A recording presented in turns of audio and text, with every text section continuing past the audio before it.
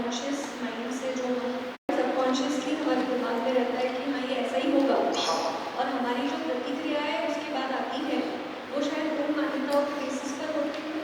उसी के बेसिस पर। तो आप क्या करेंगे अगर आपकी मान्यता ये है कि मेरा बच्चा कुछ ना कुछ ढूंढता ही रहता है, जब भी उठेगा तो आप उठने नहीं दोगे या चीज़ों को छुपा के रखोगे, एग्जैक्टली होता है। अब अगर वो खड़ी हुई या कुछ ऐसे तो आप डर जाओगे कि अब ये डरिए कुछ टूटा। ध्यान रखना टूट जाए बिल्कुल। तो तुरंत आता तो आपका बिहेवियर बदल गया। अगर आपको ये आश्वस्त नहीं हो जाएगी अब तो बड़ी होगी, अब ये नहीं तोड़ती है, तो आप चैन से बैठोगे, और नहीं तो हमेशा आप नर्वस रहेंगे। तो बिल्कुल प्रभावित करती है हर मान्यता हमारी स्थिति को, मानसिक स्थिति, यानी कि हम यहाँ पर कॉन्फ्लिक्ट्स हैं।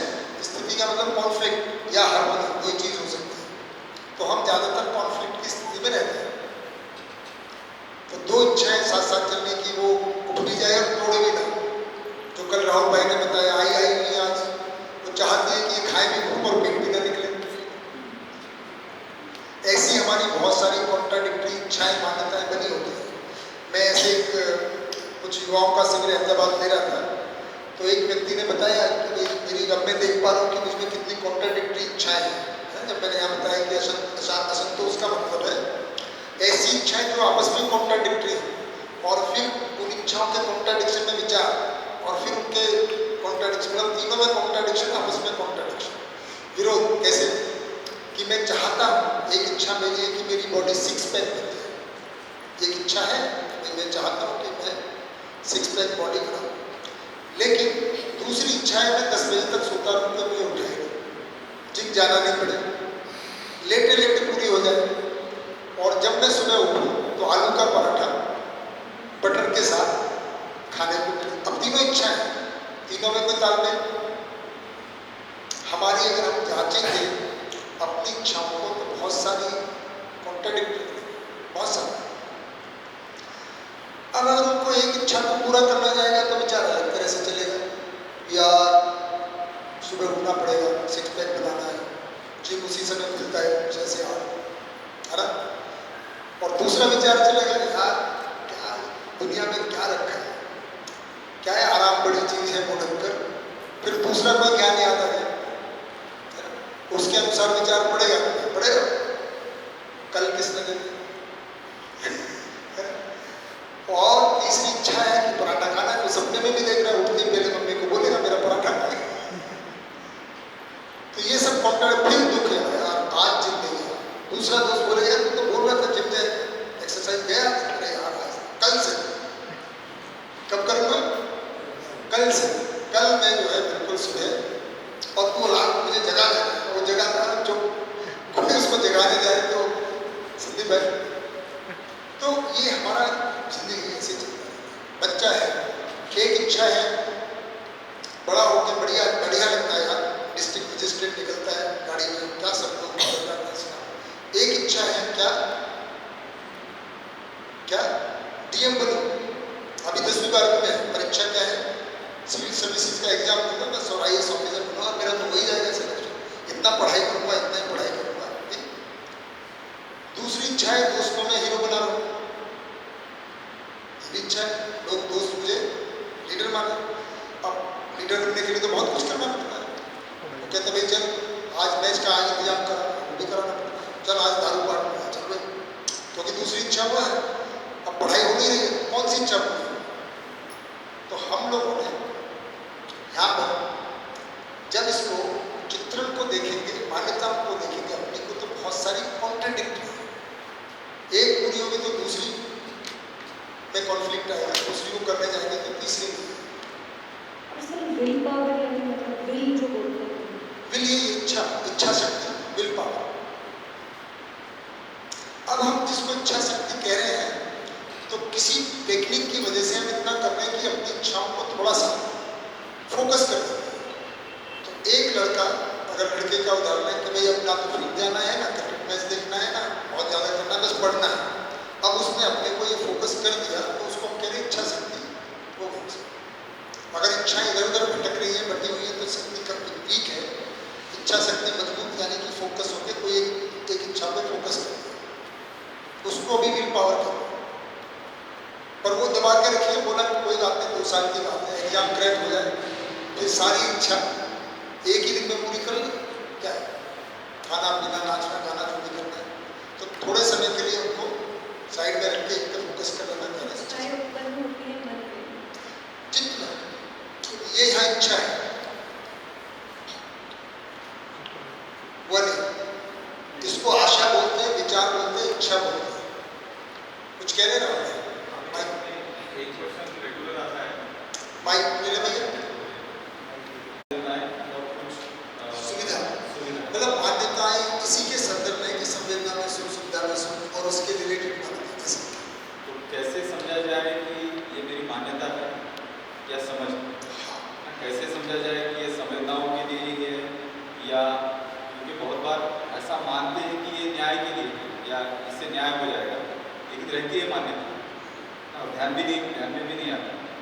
मतलब भाई अगर कुछ कर रहे हैं तो हो रहा है शोषण ही है ना, कुछ भी नौकरी कर रहे हैं, कुछ भी कर रहे हैं, है ना, और वो पैसे को कहीं अच्छी जगह लगा रहे हैं, खुद में ऐसे माने हुए कि मैं बढ़िया काम कर रहा हूँ, है ना। तो ऐसे भी है, अलग अलग बच्चों को लेकर है, तो कैसे पहचाने कि भाई ये मान्यता है और ये समझ। तो देखिए मैंने जैसे भी बताया, जो हम अध्ययन बिंदु कह रहे हैं, जब तक हमसे से प्रमाणित नहीं हो जाती कि आदरणीय नागराज जी अनुभव संपन्न व्यक्ति हैं, मैंने अस्तित्व जैसा है वैसा देख लिया है और उन्होंने उसका वर्णन वैसा ही कर दिया है। इतनी बात को हम मान के चल रहे हैं, जैसे हमने कहा अस्तित्व है, मैं हूँ और उसमें हम देखते हैं, है ना डॉक्टर। तो उसमें क्या होगा कि अब यहाँ जो मेरी मान्यता है, जो मैं बता रहा हूँ कि भाई अस्तित्व में कुछ कभी कुछ भी हो सकता है, अगर मैं ये मान के कर रहा हूँ, या मैं ये कर रहा हूँ कि बच्चा जो है शरारती ही होता है, अगर मेरी ये मान्यता है ना, वो तो परेशान ही करता है, तो ये मेरी मान्यता है कि सूचना यहाँ मिल रही है कि बच्चा तो जिज्ञासु होता है, न्याय का याचक होता है।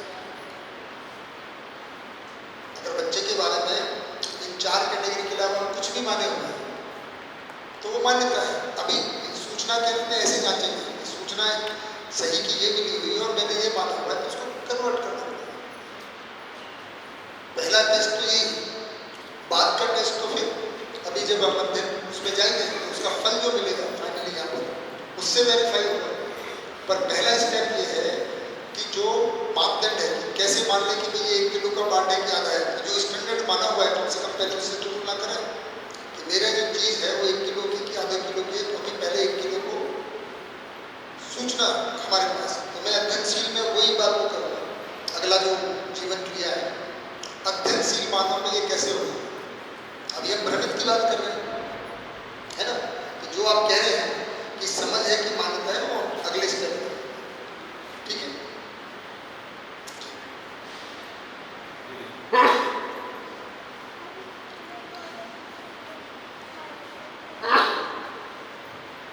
मान्यता और इच्छा एक ही वर्ड लेके चले।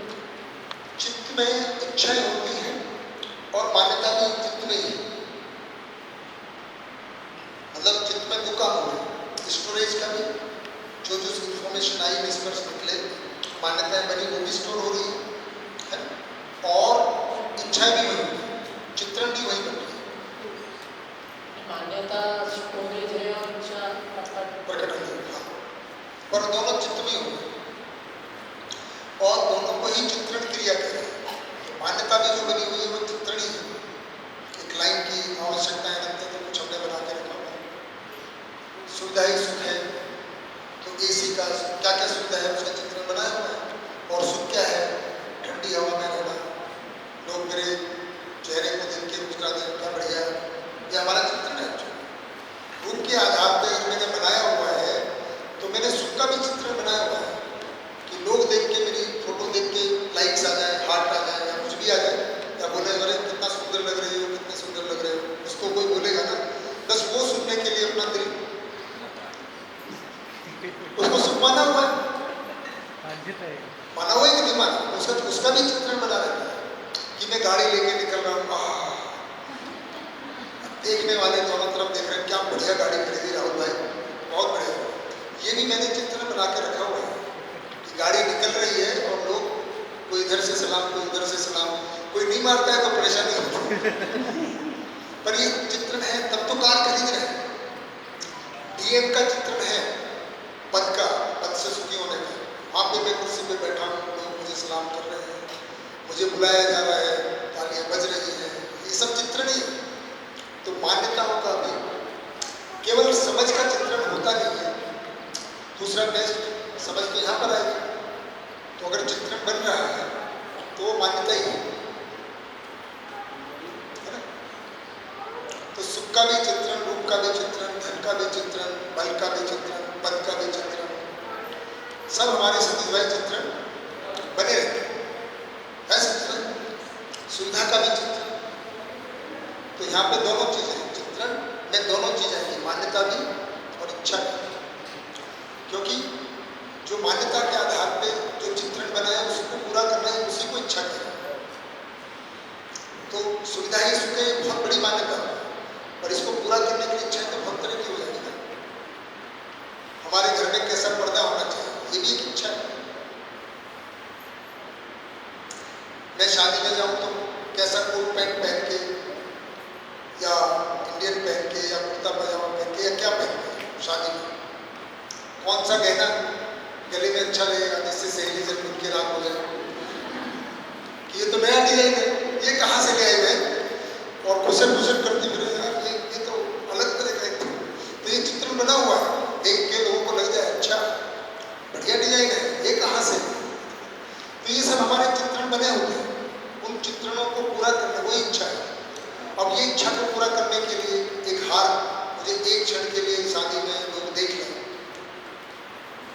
है ना, उसको पूरा करने के लिए अब उतने कितने तोले का होना चाहिए, सोने का क्या भाव है, ये विश्लेषण चलेगा, जीवन क्रिया में होगा सब।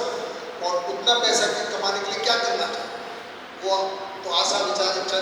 और सुख का चित्रण कितना सा है, मैंने पहना और पार्टी में लोगों ने तारीफ कर दी, बस इतना सा, उसके बाद तो अलमारी में रखा रहेगा।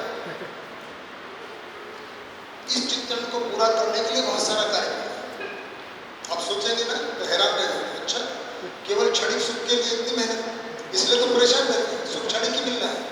क्योंकि हार एक बार देख लिया, शादी से आ गए, फिर कोई पूछता है, या कपड़ा नया साड़ी कोई पूछता है, फिर अगले साल कभी बारी आएगी पापा की चाची की लड़की की, दुकानदार या लड़की।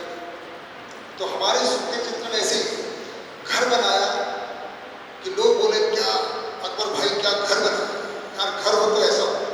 अब ये लोग रोज थोड़ी बोलेंगे, आपने घर आने का मौका दिया, दावत दी बुलवाने के लिए, आप बोले ना गृह प्रवेश, उसमें भी खर्च किया, लोग आए, वाह अकबर भाई बहुत बढ़िया घर, उसके बाद खा पी के चले गए। अगर थोड़े ईर्ष्या में होंगे, अरे इतना पैसा कहाँ से लगता तो नहीं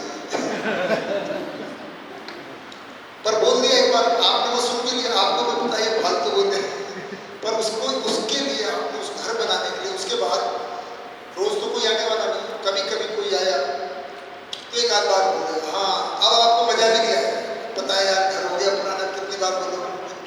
तो क्षणिक सुख के लिए पर आपने अपनी जिंदगी लगा दी। हाँ वो एक परेशानी अलग है, झंझट अगर वो कर्ज लेके लिए, पर सुख तो क्षणिक ही है सारी सुख। आप किसी भी चीज को देखें, आपका वो भी चित्रण बना हुआ है, गाड़ी को बैठ के पड़ोसी देखेगा आपको, वो चित्रण आप में है, तब तो गाड़ी खरीदोगे, नहीं तो क्यों खरीदोगे, उसको पूरा करने के लिए, है ना। ऐसे ही हम करते हैं। कहीं कुछ लोग अपनी जिंदगी इसमें लगा देते हैं कि कहीं समाज में एक बार बुला के उनका सम्मान हो जाए, कोई तो कहीं गली में किसी मंच, कोई मंच वाला, तो इतने सारे मंच है ना महेश भाई, ये मंच वो मंच ये मंच, कोई वाला तो कहे कि भाई इसका समाज में योगदान है, उसके लिए बहुत भाग दौड़ चंदा वंदा कुछ करते हैं। तो वो भी सुख का एक चित्रण है कि तालियां बज रही है, मेरे गले में माला है, मैंने नहीं माला मत पहना होगा, वो भी चित्रण बना हुआ है। आप देखना, आप जांचिए, आपको बड़ा मजा आएगा, अपने ही चित्रण को देखिए, बहुत बढ़िया एंटरटेनमेंट फिल्म है, कॉमेडी फिल्म है।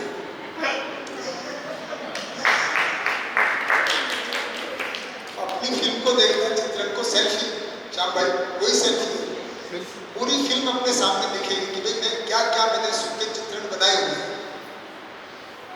तो उनको देख के आपको मजा आएगा। मेरे कैसे बाल हो,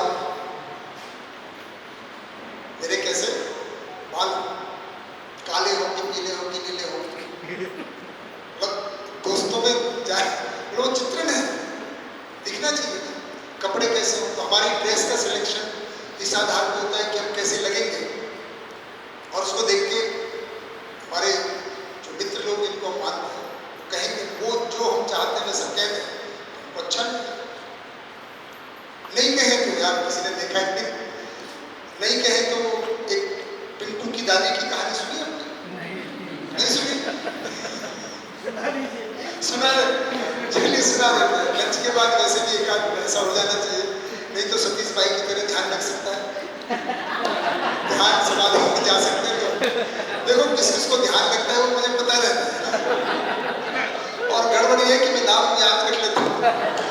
सतीश भाई ठीक है ना, थोड़ा सा ध्यान लग गया था बीच में, क्या किया अच्छा लंच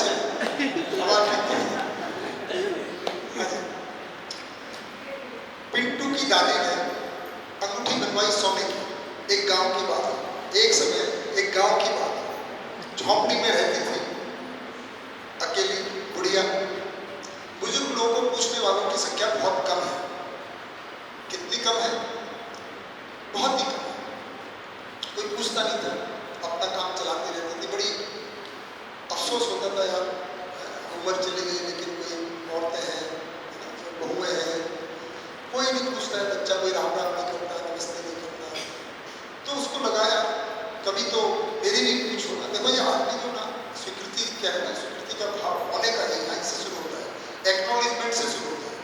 शिल्पा जी, एक्सेप्टेंस बहुत आगे की बात है, starting starts with acknowledgement, agreement, इस तरह से वो चलता है।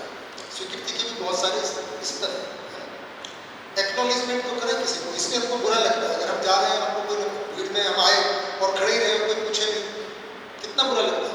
मान लो हम तीन बैठे और आप आ जाए और हम तीनों बात ही करते रहे, आपको तो देखेंगे 2 मिनट, आपको क्या लगेगा? एक्नॉलेजमेंट कम से कम चाहिए।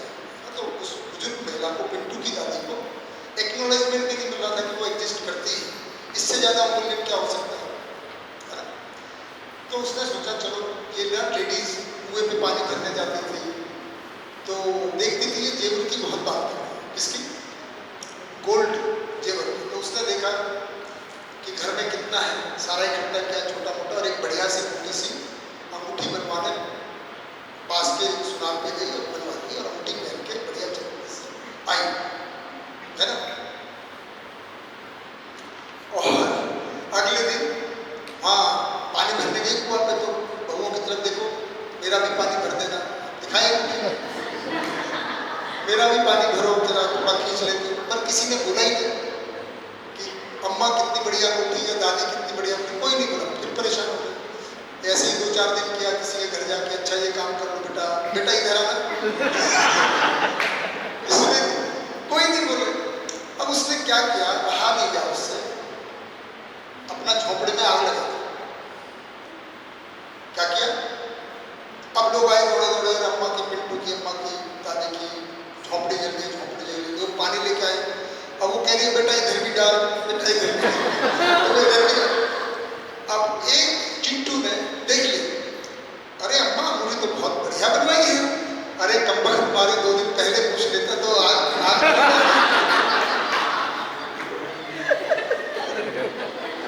हम सब अपनी जिंदगी जला रहे हैं, जिंदगी बर्बाद कर रहे हैं, केवल ये देख ले कोई हमको, हम खुद अपना एक्नॉलेजमेंट नहीं करते। क्या बात है? हमको एक्नॉलेज नहीं करते, दूसरों से करवाने के चक्कर में हम अपनी जिंदगी बर्बाद करते हैं। घर बनाते, गाड़ी पर बहुत कुछ करते हैं ना। देखो बेटा फर्स्ट आ गया, इधर चला गया, अंदर चला गया, क्या कुछ कर वो तो इसी से फर्क पड़ता है कि अंदर में अनुभूतियाँ क्या है। मैं तरफ तो मुझे जिसके लिए मैं जीवन हूँ, है ना, सुखपूर्वक विश्वासपूर्वक जी पाता हूँ कि नहीं जी पाता। इसका मतलब ये नहीं कि अंगूठियाँ नहीं बनवाना। इसमें ये भी तो हो सकता है, जैसे आपने कपड़ों का उदाहरण लिया, खुद को भी तो कुछ अच्छा लगता है। हाँ, खुद को भी कुछ अच्छा ही लगता है, वो नहीं केयर करते थे, तो वो भी भ्रम है कि उसको भी जो है वो भी मतलब। देखिए खुद की आवश्यकता को पहचानना और अच्छा लगने में भी फर्क है। अच्छा लगना तो दूसरों के ही अर्थ है। मेरी आवश्यकता है कपड़े पहनना, तो मैं पहनता हूँ कि कौन सा कन्वीनियंट है। जैसे हम शादी में पहन के जाते हैं वो कन्वीनियंट बिल्कुल नहीं होता। हम सब पहनते हैं क्योंकि सभी पहनते हैं, मजेदार बात है, मैंने ABC XYZ, हम X क्यों कर रहा है क्योंकि Y कर रहा है, Y क्यों कर रहा है क्योंकि Z कर रहा है, Z क्यों कर रहा है क्योंकि X कर रहा है। तो एक दूसरे को करने में हम जो अगर कन्वीनियंस है तो फिर ठीक है, कोई दिक्कत नहीं, मेरी आवश्यकता है, मैं इसमें हो गया। एक अकबर भाई ठीक है ना, अच्छा लगना तो ज्यादातर अपने लिए अच्छा लगना भी वही है जो मैं अकबर भाई की बात का जवाब देने के लिए खड़ा हूँ। अच्छा जी बताइए। कि यदि खुद के आनंद के लिए किया गया है तो अपना घर नहीं जलाना। दोबारा बताइए भाई साहब। अगर खुद के आनंद के लिए कोई चीज की गई है तो अपना घर जलाने की आवश्यकता नहीं पड़ती। अगर अंगूठी खुद के आनंद के लिए बनाई है और पहन ली है तो उसके बाद में बताने के लिए घर जलाने की आवश्यकता नहीं पड़ती। और सही में फिर अंगूठी की जरूरत भी नहीं है ना, आवश्यकता क्या है? अंगूठी बनवानी पड़ रही है तो इसका मतलब कुछ तो है लफड़ा। जरूर है। करना क्या चाहिए, बनाना चाहिए। भाई सोना तो घर में पड़ा ही हुआ है, उसी को तो देखो। महेश भाई, हाँ जी राजेश भाई, थोड़ा माइक को थोड़ा नीचे करें, मेरी आवाज गूंज रही है, थोड़ा माइक को नीचे करें। आप जी भैया, तो ये रूप मतलब धन बल, तो इसमें रूप के मामले में थोड़ा अलग हो जाता है। तो ऐसा क्यों होता है? क्या? कि जैसा कि हमने एक सर्वे किया कि जीवन विद्या वाले जो हम 2-4 दोस्त हमारे गांव में हैं, तो हम रोज ये वार्तालाप होते रहता है। तो हमने ये सर्वे किया कि जैसा कि धन के मामले में कि कम धन में भी हो सकता है, हाँ तो वो मान जाते हैं कि ठीक है। और ऐसे बहुत सारे लोग समाज में हैं कि उनके पास बहुत बड़ा धन है, फिर भी वो धन का कुछ ज़्यादा ये नहीं बताते या कुछ ज़्यादा लोभ भी नहीं करते या उससे छुटकारा पा रहे हैं थोड़ा। अब बल के बारे में भी हमने देखा कि बहुत बल है, लेकिन फिर भी वो उसका कुछ अहंकार भी नहीं करते, अब धीरे धीरे वो मान जाते हैं। हम जब ऐसा सर्वे करते हैं तो पूछते हैं कि भाई ये मंजूर होगा क्या, तो बोलते ठीक है, अगर ऐसा है जागृति हो रही है तो मान जाएंगे। अब धीरे धीरे हम फिर रूप ये बल हो गया। पद के बारे में भी हम बोलते हैं कि भाई आप तो बहुत बड़े पद पे, लेकिन अगर आपको नीचे बैठना पड़े या आपका जो कमांडो विमांडो वो भी नहीं आएगा तो कोई हरकत नहीं, तो बोलते ठीक है चलेगा, कोई हरकत नहीं, हमको मान सम्मान भी मिलेगा, चलेगा। लेकिन हम रूप के बारे में जब उनको सवाल पूछते हैं कि संयोग से एक ऐसी दीदी हमारे इसमें है कि जिनके आधे चेहरे पे बाल उगाए, वो उनका ये है बचपने से है वो, तो हम वो उनको पूछते हैं कि क्या ऐसी ये महिला आपकी बहू स्वीकार कर पाओगे या उसके साथ जीवन साथी या ऐसा कुछ कर पाओगे? तो वो बोलते हैं कि नहीं सर, ये तो थोड़ा बहुत ज़्यादा हुआ ऐसा, तो ये वो स्वीकार नहीं कर पाते हैं। तो ये रूप के बारे में ऐसा क्यों होता है? आप ये बताइए, आप स्वीकार कर पाते? जी नहीं, मेरा भी कुछ अपने से पूछ रहे थे सौंदर्य का जो कुछ मापदंड है जो सोमवार ने बताया, आपने बताया निरीक्षण परीक्षण सर्वेक्षण किया, तो बहुओं से मत पूछे, आप ही जीवन विद्या की व्यक्ति, आप ही बताएं इसका जवाब, कर पाओगे नहीं कर पाओगे? नहीं कर। चाची को नहीं। तो वही तो सवाल ये है कि मैं पैसा छोड़ पाऊंगा, ये मेरा पद भी छोड़ पाऊंगा, लेकिन ये जो रूप के बारे में ये होता है कि मेरे साथ में कि हमने तो वो दीदी को सिर्फ देखिए अभी इसको कर लेते हैं बात, पर आप भी जांचते रहे ना, आप क्यों नहीं करते? पर मुद्दा ये है नहीं, अगर जीवन विद्या कह रहे हैं तो मतलब समझ के, क्योंकि वहाँ तो आधार ही दंड, तो चाहे जीवन विद्या वाला हो, जो कोई भी जो भ्रमित है। देखिए हम यहाँ पे कैटेगराइज कर ही नहीं रहे, इस जीवन को हमने ये नहीं लिखा कि ये जेवी वाला है, कि ये हिंदू है, कि मुस्लिम है, कि जैन है, कि क्या भ्रमित कोई भी हो सकता है। और देखा जाए तो अभी मैं भी भ्रमित ही माना जाऊँगा जब तक समझदार पूरा नहीं है ना। तो हम सब अभी उस यात्रा में है, भ्रमित जीवन में क्रियाएं, ठीक बात। अगर हमको विवाह का प्रयोजन समझ में आता है, अगर हम तत्पर पे आधारित कर रहे हैं तो कोई किसी पे कर ही सकता है। अब मान लीजिए इस एक्सपेरिमेंट को थोड़ा सा अलग करते हैं कि उस लड़की के पिता ने ये बोला हुआ है कि जो भी इस लड़की से शादी करेगा 5 करोड़ रुपए दे दे, ठीक है राजेश भाई? ऐसा भी हमने पूछा सर उनको, लेकिन वो सब बोले कि बोले तो ऐसी बात आई थी कि ऑफिस में कंप्यूटर असिस्टेंट करके। तब तो मेरा भी सर्वे है, बहुत सारे लोग ऐसे लड़की की शादी करने के लिए आ गए थे, मेरी भी जानकारी में एक थी, जैसे ये हुआ कि भाई इनके साथ इतना दहेज मिल जाए, तो मैं नहीं बोला कि देखो पर देख लो उस लड़की में ये कमी है। अरे कोई बात नहीं, ऊपा जी ये तो सब मामा जी होता है, क्या है, ये तो शादी के बाद बाल आ जाते तब मैं क्या कर लेता, तब आर्गुमेंट अलग बन रहा था। इसलिए अभी हमारा आधार नहीं है प्रिय इतलाक। जैसे ही आप बढ़ाओगे तो चैन बदल जाएगा।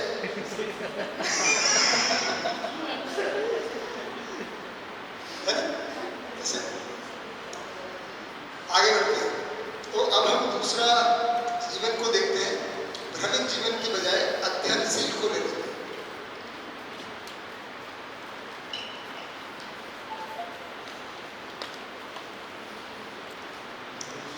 ये भ्रमित है और ये अध्ययनशील है। अध्ययनशील का मतलब जिसको अब अस्तित्व से वास्तविकताओं का प्रस्ताव मिल गया है। अभी हम उसको सीधी भाषा में कहें तो जीवन विद्या शिविर कर लिया, परिचय शिविर कर लिया, अध्ययन बिंदु आ गए और किताबों को पढ़ने में लग गए। इसको हम अध्ययनशील कह रहे हैं। और उसमें कम से कम जैसे कल आपने परसों आपने बताया कि ये तो समझ में आ गया कि अध्ययन की आवश्यकता क्यों है। यूनिवर्सल इक्वेशन ऑफ हैप्पीनेस, आपको 3 बातें स्वीकार हो गई कि भाई अस्तित्व है, इसको मिटा नहीं सकते, खत्म नहीं कर सकते, है ना। तो वो ऑप्शन ही नहीं है कि ना रहेगा बांस ना बजेगी बांसुरी, तो ये बांस तो रहने वाले हैं, उसमें हम भी रहने वाले हैं, हम भी हैं। तो अब सुखी होना हमारी बाध्यता है, क्योंकि काम ही वो सारा प्रयास है उसके लिए कर रहे हैं। और फॉर्मूला मिला कि भाई सुख विश्वास के साथ जीने में, विश्वास समाधान से होता है और समाधान समझ से होता है, और समझ के लिए अध्ययन करना आवश्यक है। तो ये हमको एक्सेप्ट हो गया, तो हम अध्ययन में लग गए। अब उस व्यक्ति की स्थिति क्या होती है उसको देखते हैं। ऐसे जीवन में क्या क्या है ना। तो क्रियाएं तो ही रहेंगी, है ना। यहाँ पे जो मान्यताएं संवेदनाओं के आधार पर, सुविधाओं के आधार पर कार्य व्यवहार हो रहा है, उसकी बजाय अब क्या होगा उसको देखते हैं और कैसे वो बढ़ते हैं। तो चैन,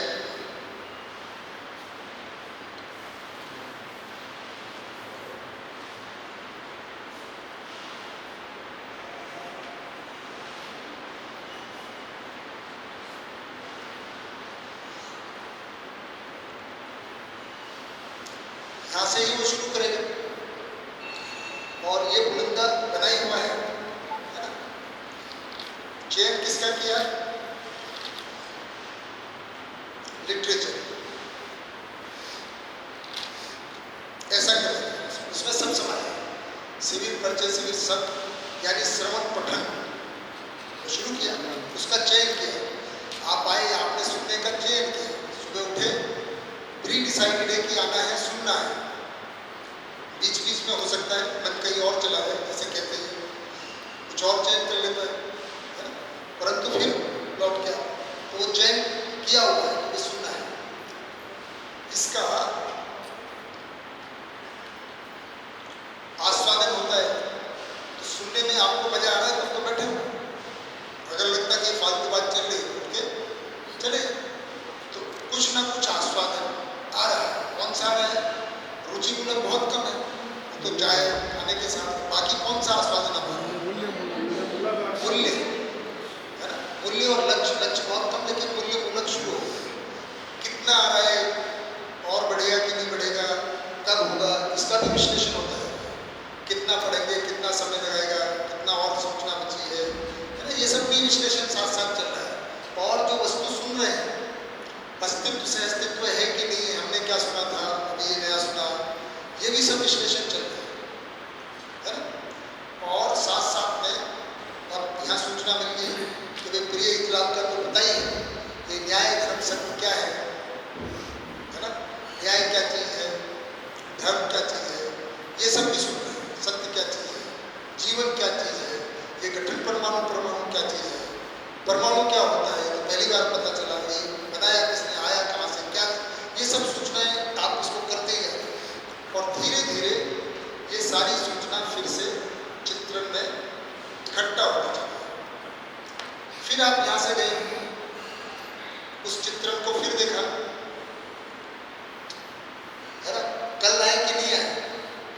ये निर्णय करके जाएंगे या कल सुबह होगा, क्या क्या कितनी सूचना मिली, है ना।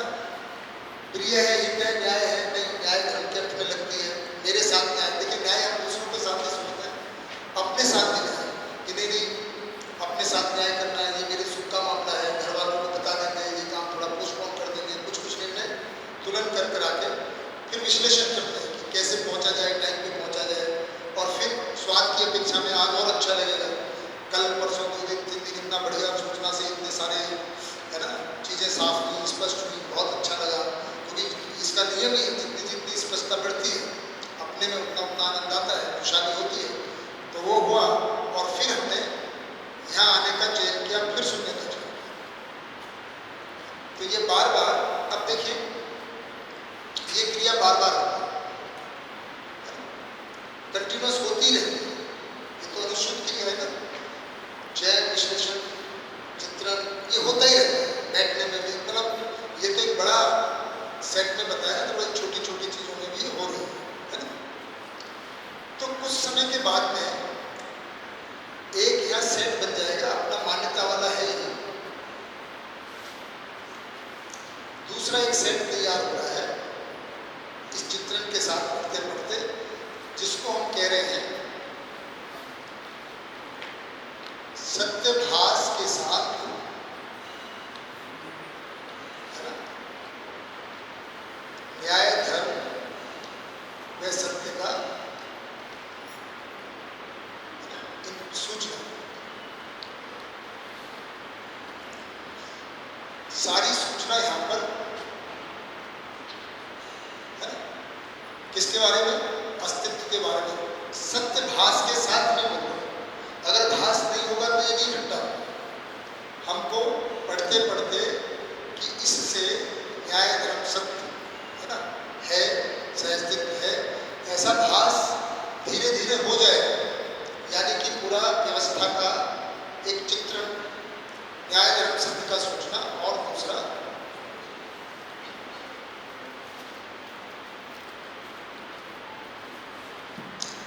ये कंटिन्यूस होते होते, और इसमें और बाकी बहुत सारी चीजें हैं, मैंने ये मोटा लिखा है, बाकी बहुत सारे अभ्यास भी होंगे, ठीक है। क्या होंगे? तो पूरी सूचना होती चली जा रही है, सत्य का भास हो रहा है, व्यवस्था का चित्रण बन रहा है, और न्याय धर्म सत्य का स्वरूप पता चल रहा है, उसका भी चित्रण बन रहा है। समय का मुद्दा नहीं है, 1 साल लगे, 2 साल लगे, 3 साल लगे, लेकिन क्रिया यही होगी, हम पढ़ते जाएंगे, इसके साथ जांचते चले जाएंगे, तुरंत होता रहेगा, और धीरे धीरे ये मान्यता एक समय आएगा कि ऑलमोस्ट नील होगी, और बचा केवल ये जांचने के बाद, क्योंकि विश्लेषण वगैरह हो रहा है साथ साथ। तो एक समय के बाद में,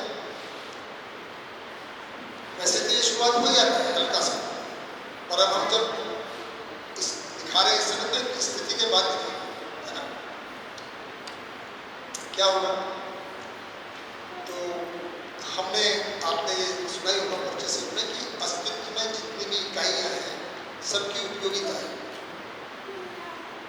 हाँ कि ना? सुना है? कोई भी इकाई अनुपयोगी नहीं है, हर इकाई का महत्व है, हर इकाई की उपयोगिता है, और मेरी उपयोगिता ही मेरा मूल्य है। तो हर इकाई की उपयोगिता ही उसका मूल्य है। हर, अब सत्यभास और व्यवस्था का चित्रण आपके पास है ना, उसके साथ में ही आपको एक एक इकाई की उपयोगिता बहुत अच्छे से स्पष्ट होती है। जैसे आपके पास एक कार है ना, तो हर उसके पार्ट का उपयोगिता है, पर उपयोगिता कैसे? कार के साथ ही अगर एक नट भी यहाँ पड़ा हुआ है तो आप उसको कैसे पहचानोगे, इसकी क्या उपयोगिता है? तो कार का इंफॉर्मेशन आपके पास है, तो आप एक एक चीज को देखो, ठीक है। तो एक स्टेप आएगा, इस भास के साथ में, इस व्यवस्था के चित्रण के साथ में, हम अस्तित्व में जितनी भी इकाइयां हैं धीरे धीरे सबका मूल्य हमको स्पष्ट हो जाता है। परमाणु से लेकर धरती, पदार्थ अवस्था, प्राण अवस्था, जीव अवस्था, ज्ञान अवस्था, सूरज, चांद, तारे,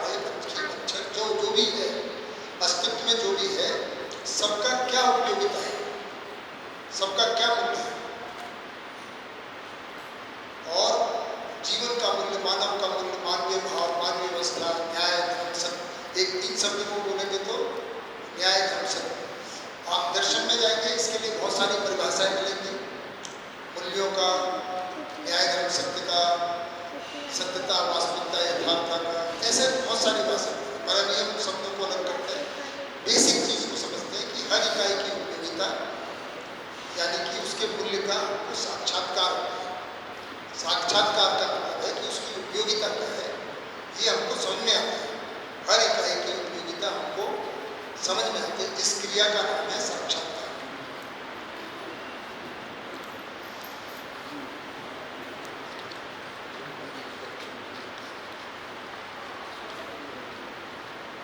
ठीक बात है। साक्षात्कार का मतलब, साक्षात्कार हो गया मतलब क्या है कि हमको जिस चीज का साक्षात्कार हो रहा है, जिस वस्तु का, वो बिल्कुल स्पष्ट हो गया। विश्वास का साक्षात्कार मतलब, विश्वास क्या है, वस्तु के रूप में अपने में दिख गया। सम्मान क्या है, वो दिख गया। इसी तरह इससे, इसी तरह न्याय, इसी तरह धर्म, जैसे मैंने सुबह एक्सपेरिमेंट से थोड़ी झलक दिखाई, पर अब ये झलक ही है, ये कोई ऐसा नहीं कि हमको न्याय दिख गया साक्षात्कार। एक एक चीज की प्रतीति होना मतलब साक्षात्कार। अभी तो उसको, हाँ, प्रतीति होना मतलब साक्षात्कार होना, वो तो एक ही बात है। प्रतीति में केवल इतना फर्क है कि साक्षात्कार और वो दोनों है, पर अभी मैं इसको साक्षात, है ना, यहाँ पे जब ब्रॉड उसमें ले रहा था तो दोनों को एक साथ है ना? अब जैसे इस पेन का देखें, इस पेन का क्या मूल्य है, लिखना, ये इसकी उपयोगिता है। अकेले में इसकी कोई उपयोगिता, अब पेन है बोर्ड के साथ, इसका अकेले में कोई मूल्य नहीं है, किसके साथ है, पर बोर्ड का इसके साथ मूल्य हो जाएगा क्या, अगर कोई लिखने वाला नहीं है तो? अच्छा, कोई लिखता रहे और कोई देखने वाला नहीं है तो इसकी भी उपयोगिता सबके साथ नहीं सिद्ध है। इसी तरह आप पाएंगे जब देखेंगे कि कोई भी इकाई की उपयोगिता अकेले में है ही नहीं, सबके साथ नहीं है। जैसे कार के एक एक पार्ट का मूल्य है, नट का भी, टायर का भी, व्हील का भी, है ना, परंतु अकेले में सब पड़े हुए हैं, किसी का कोई मूल्य, व्यवस्था में है तो ही मूल्य है। कार एक व्यवस्था है, उसमें हर पार्ट का मूल्य उस कार के डिजाइन के साथ है, कार की व्यवस्था के साथ है। इसी तरह जितनी भी इकाइयां हैं अस्तित्व में, वो एक बड़ी व्यवस्था का भाग है, जिसको व्यवस्था कहते हैं, और स्वयं में व्यवस्था है और बड़ी व्यवस्था में भागीदार है। जब हमको उस व्यवस्था का पूरी स्पष्टता हो जाती है, यानी कि उनका इकाइयों का अंतर संबंध स्पष्ट हो जाता है। क्या? इकाइयों का अंतर संबंध, कि एक दूसरे के साथ ये समग्रता के अर्थ में उसकी क्या वैल्यू है, और इकाई का तो हमें आई गया स्पष्ट, लेकिन पूरी व्यवस्था भी स्पष्ट हो जाती है, उसी का नाम बोध है। तो धीरे धीरे हम जैसे जैसे साक्षात्कार करते हैं तो हमने क्रिया होती है, पर होती कैसे है कि जैसे ही साक्षात्कार हुआ, हमको कुछ चीजें स्पष्ट हुई, तो हमने कुछ संकल्प होने शुरू हो जाते हैं। किसी का संकल्प हो सकता है, राजेश भाई का, कि भाई अब मुझको समझ में आ गया है हर इकाई का मूल्य, जीवन और शरीर का मूल्य, है ना, ये मुझे स्पष्ट हो गया है, अब से मैं केवल शाकाहारी करूँगा।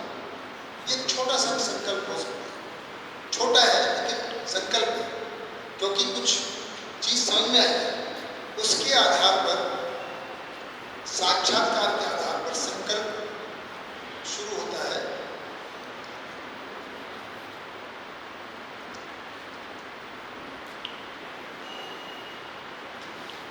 और जो भ्रमित मानव में चित्रण यहाँ से हो रहा था, बाहर से, मान्यताओं से, समाज से, शिक्षा से, टीवी से, और यहीं से ही तुरंत विश्लेषण होता था।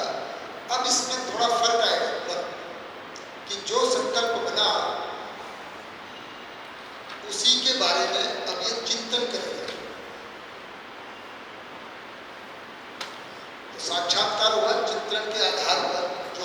सूचना मिली, वस्तु की स्पष्ट हो जाना, ये अध्ययन की प्रक्रिया बता रहा हूँ, जो अध्ययन के दौरान होने वाली चीजें है ना।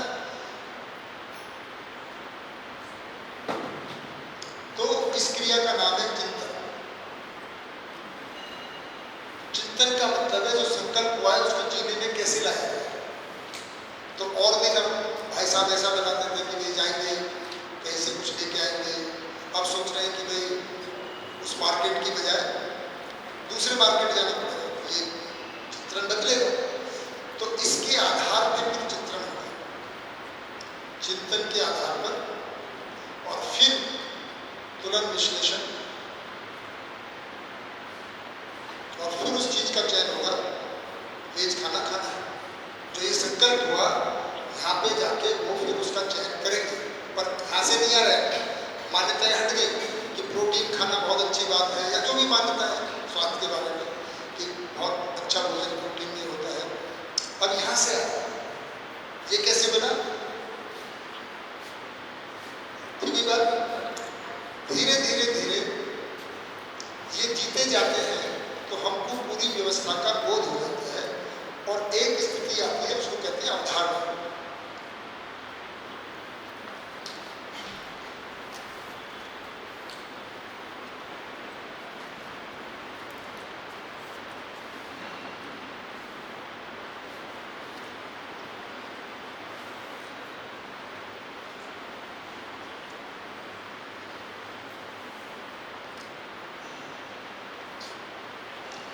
अवधारणा का मतलब मैं बताता हूँ, लेकिन इसके आधार पर जीने का प्रक्रिया यहाँ से शुरू हो जाती है।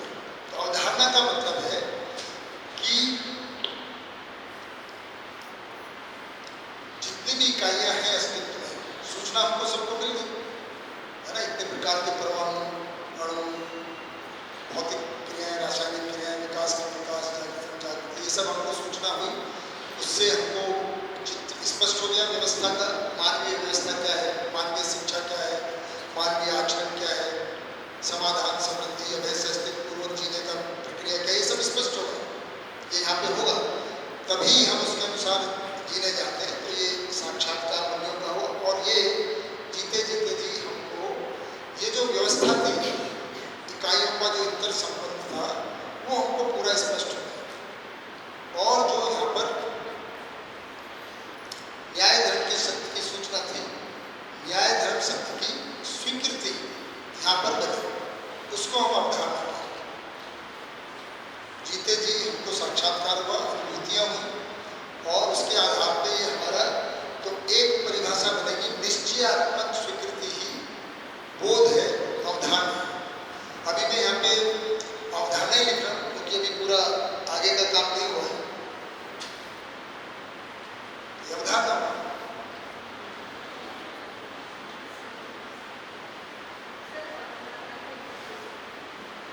निश्चयात्मक स्वीकृतियां ही बोध है, ब्रैकेट में अवधारणा लिखना। तो यानी कि मुझे, और दूसरा परिभाषा कि ये जो व्यवस्था की स्पष्टता है अवधारणा है। जो यह चित्रण बना था,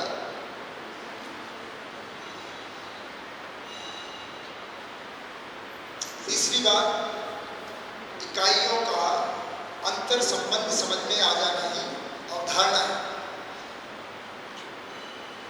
समग्रता में इकाइयों का अंतर संबंध, तो दो तीन बातें की अलग अलग तरह से है ना, पूर्व कि इकाइयों का अंतर संबंध समझ में आ गया, व्यवस्था स्पष्ट हो गया है ना, ठीक है, कोई गलत बात नहीं,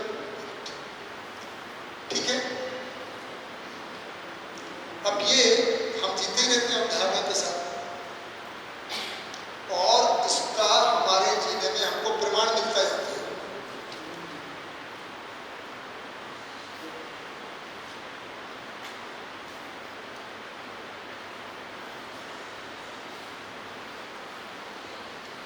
फिर प्रमाणिकता से और अवधारणा पुष्ट होती है।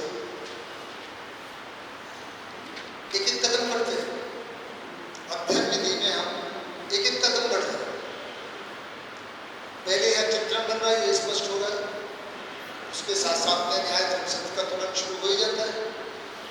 रुचिमूलक के साथ साथ मूल्यमूलक लक्ष्यमूलक आस्वादन शुरू हो जाता है। और ये होते होते होते साक्षात्कार की स्थिति, साक्षात्कार से संकल्प, संकल्प से अवधारणा, अवधारणा से जो जब हम जी तो रही है तो हमको प्रमाण मिलना शुरू होता है। प्रमाणिकता इसमें हमको कि हम अब न्यायपूर्वक जीने का अभ्यास करते हैं तो हम उभय तृप्ति को देख पाते हैं, अपने में भी और दूसरे में।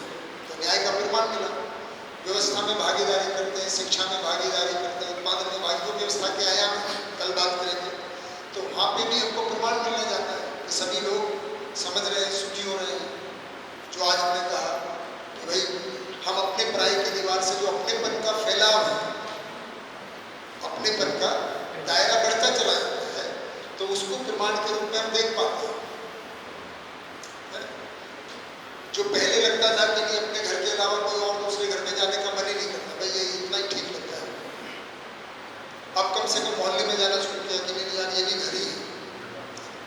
तो थोड़ा दूसरा है, जिनको हम दूसरा मानते हैं रूप के आधार पे, बल के आधार, जाति आधार, भाषा आधार, उनके साथ भी अपनेपन जैसा फील करने लगे।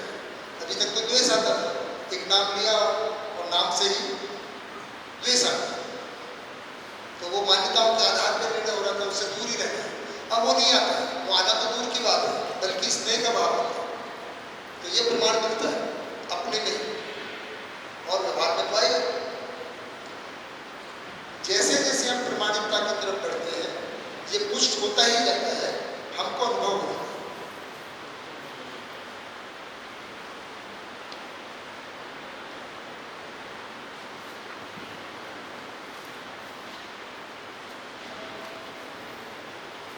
अनुभव का मतलब जो व्यवस्था का हमको अवधारणा बनी समग्रता की, साक्षात्कार व्यवस्था की बैकग्राउंड में, भास में हमको एक एक वस्तु स्पष्ट हुई, उनका अंतर संबंध समझ में आया, उसके आधार पर निश्चयात्मक स्वीकृतियां बनी, ये ऐसा ही है, हमको स्वीकार हुआ, उसके आधार पर हम जीने गए, को प्रमाणिकता हुआ और फिर हमको व्यवस्था का अवधारणा बन गया, अंतर समझ में आ गया, उसके आधार पर प्रमाणिकता हुई। तो व्यवस्था का आधार क्या है? तो जो कल हमने बात किया कि व्यवस्था का आधार सब इकाइयों का व्यापक में संपर्क होना ही है, ये बात भी बिल्कुल स्पष्ट हो गई। अभी ये तो लगता है कि दूर की कौड़ी है, और जिसको मैंने कहा था व्यापक की अनुभूति, ब्रह्मानुभूति, वो वाला था, तो वो सब में संपर्क है, तो मैं भी संपर्क हूँ, तो मैं भी ना केवल हरिकाई डूबी भीगी गिरे, मैं भी डूबा भीगा घिरा हूँ। तो ये जो भीगापन का एहसास है, ये मुझे हो जाए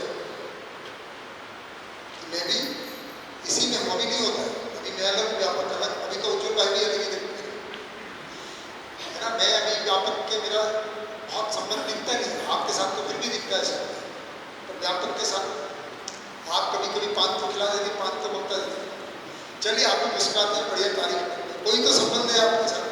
व्यापक के साथ क्या संबंध है? कोई संबंध नहीं। उसके साथ जो संबंध है ऑलरेडी है, उसको मैं फील कर लेता हूँ, अनुभव कर, उसी का नाम अनुभव है।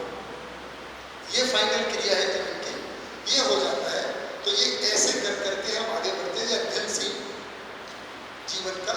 तो धीरे धीरे अब यहाँ पे चित्रण क्या होगा, अब जो इच्छाएं यहाँ से बन रही थी, इच्छाएं, अब मैं जागृत व्यक्ति का और बता देता हूँ, तो इसमें थोड़ा सा अंतर होगा, फिर तीनों को एक साथ बात करेंगे, है ना। जागृत व्यक्ति ये तो अध्ययनशील हो,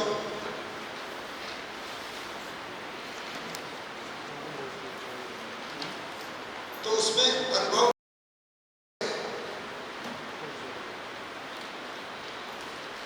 अनुभव में प्रमाणिकता, आत्मा में अनुभव और प्रामाणिकता की क्रिया होती रहती है। प्रमाणिकता के आधार पर उसमें बोध बना रहता है। अब ये बोध क्या है, इसको देख लेते हैं। यहाँ मैं बोध लिख रहा हूँ, यहाँ अवधारणा लिख रहा हूँ। तो जब ऐसा समझते जा रहे हैं तो यहाँ पे आ रहे हैं, यहाँ अभी आत्मा में अनुभव का इसको व्यक्ति को पता नहीं, क्योंकि इधर से जाएगा वो सबको। तो आत्मा में भी अनुभव है, उसका अभी इसमें जानकारी जानकारी नहीं है।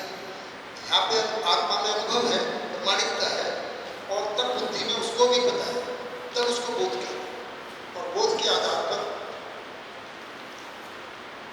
संकल्प, इसके आधार पर चिंतन,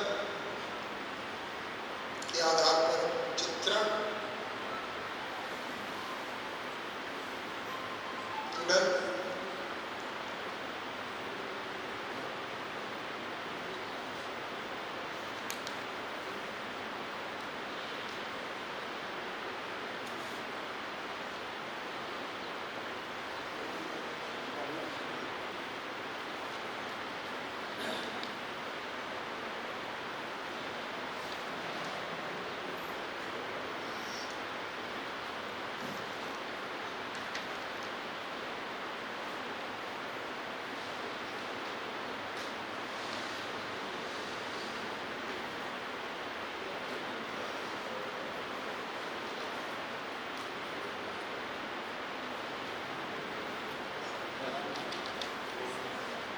मैं लिख दिया, अभी बता देता हूँ, है ना। जिनको पीछे भी अगर नहीं दिख रहा है तो एक एक शब्द में बता रहा हूँ, फिर देखना।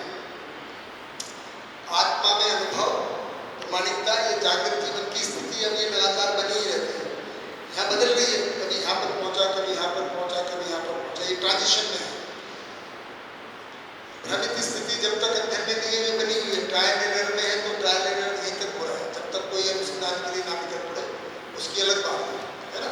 तो ये यहाँ तक बनी हुई है, इनमें कुछ नहीं हो रहा है। अध्ययनशील में ये शुरू हो गया है, तो किसी भी समय देखेंगे तो कुछ यहाँ होगा 0.1%, 1%, 5%, 10%, ये बढ़ता चला रहा है समय के साथ साथ, क्योंकि ये लगातार चल रही है ना, लगातार। ये जागृत मानव में ये स्थायी परमानेंट ऐसा ही है, कभी भी देखेंगे तो नहीं मिलेगा। अनुभव है उसमें, प्रमाणिकता है आत्मा में, बुद्धि में बोध और संकल्प है, चिंतन और चित्रण है, चित्त में, वृत्ति में न्याय क्रम सत्य के साथ ये तुलन और विश्लेषण, आस्वादन है। अब यहाँ पे निरंतर लक्ष्य मूलक आस्वादन बना रहता है और गुरु मूल्य में लघु मूल्य समाया होता है, तो मूल्य मूलक भी, रुचि मूलक भी उसमें होता ही रहता है। चयन कार्यभार करता है, उसके आधार पर व्यवस्था में भागीदारी करता है। तो कार्यभार करना व्यवस्था में भागीदारी नहीं, कार्यभार है। व्यवस्था में भागीदारी के फलन में निरंतर संबंधों में उभय तृप्ति और परिवार में उभय तृप्ति, संबंधों में उभय तृप्ति और प्रकृति के साथ उभय संबंधी बने रहती है, और ये निरंतर सुख की स्थिति बने रहती है। ये निरंतर सुख है, उभय तृप्ति उभय संबंधी दोनों मिलाकर निरंतर सुख। ये जागृत जीवन की जीवन क्रिया है, जो जागृत जीवन है उसमें होने वाली क्रिया। इतना फर्क है तीनों में। अब मैं कहाँ हूँ उसको देख सकते हैं।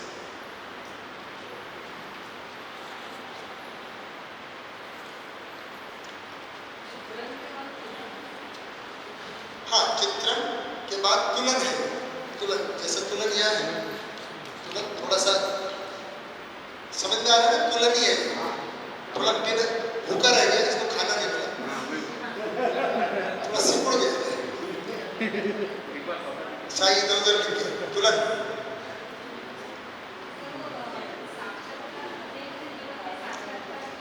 या साक्षात्कार, क्या फर्क है साक्षात्कार और चिंतन, है ना। तो साक्षात्कार का मतलब है कि अभी हम एक एक चीज को देख रहे हैं, अध्ययन से एक एक चीज की स्पष्टता हो रही है। अब लेकिन यहाँ अनुभव और बोध है ही नहीं, तो अभी हम अध्ययन के क्रम में हैं और एक एक चीज की मौलिकता को, मूल्य को, उपयोगिता को पहचान रहे हैं, है जी। एक एक की हो रही है, पूरा क्लैरिटी नहीं है। ये पूरी क्लैरिटी हो गई है, अनुभव हो गया, बोध हो गया है। अब जीने के अर्थ में चिंतन कर रहे हैं। चिंतन का मतलब है उसको प्रमाणित करने के अर्थ में, व्यवस्था में भागीदारी के अर्थ में। अब हम चिंतन कर रहे हैं, भाषा का निर्माण, सूत्रों का निर्माण, क्योंकि इसके ऊपर भाषा नहीं है यहाँ पे आगे, परंतु जब चित्र बनेगा तो भाषा साथ में आएगी, तो वो सब काम यहाँ होता है। अनुभव, प्रमाणिकता, बोध, संकल्प को भाषाकरण करना, इसके आगे भाषा नहीं है, इसके आगे बस है, विश्वास है। लेकिन जब विश्वास की परिभाषा बतानी पड़ेगी जागृत व्यक्ति को, तो क्या करेगा? तो इस अनुभव को देखेगा, अनुभव में क्या है विश्वास, अपने में उसका प्रमाणिकता क्या बनी, बोध के साथ व्यवस्था में उसका क्या जगह है, संकल्प जीने के अनुसार बनाई हुआ था, अब इसकी परिभाषा क्या बताई जाए? तो हम जो अध्ययन कर रहे हैं अनुभव मूलक विधि से कर रहे हैं, अनुभव हुआ, और ये जो वाणी में है, लिटरेचर है, ये नागराज जी का भाषा करना है उस अनुभव का। तो अनुभव से उन्होंने यहाँ अर्थ को पहचाना, उसकी भागीदारी को पहचाना और भाषाकरण करके हमारे सामने आए। हम क्या कर रहे हैं? शब्द से अर्थ को पकड़ रहे हैं और अर्थ से वास्तविकताओं को देखने का प्रयास कर रहे हैं। क्लियर है? ये लिटरेचर है, ज्ञान का भाषाकरण। ज्ञान भाषा नहीं है, भाषा चित्री है, इंगित करती है। ज्ञान तो मुझे खुद नहीं दिखेगा, किताबों में ज्ञान नहीं है, वो प्रतीकी है। ऐसा ही है जैसे हम कहें कि वो दीदी है, प्रिया दीदी, तो ये उंगली प्रिया दीदी नहीं है, प्रिया दीदी तो भी है, पर ये इशारा है। कोई कहे नहीं आप नहीं बोल रहे हो प्रिया दीदी, मैं इसको नहीं बोल रहा, देखो उधर उधर तो देखो, आप उंगली पे पकड़ लेते हो, कहाँ है बताओ? जो झगड़े हैं धर्म भाषा जानते कि वो उंगली के झगड़े हैं, वो बता रहे देखो उधर चांद है, नहीं चांद कहाँ है बताओ, आपकी उंगली में कहाँ है चांद? मैं उंगली में नहीं है, उधर देखो तो सही नहीं, आप पहले ये बताओ, उधर तो हम बात करेंगे, उधर कैसे होगा? आप तो यहाँ बता रहे हो ना। तो लड़ाई झगड़ा ऐसे ही होता है। तो भाषा इशारा करता है, इंगित करता है ना भाषा में। तो अध्ययन जो होता है ये कर रहे हैं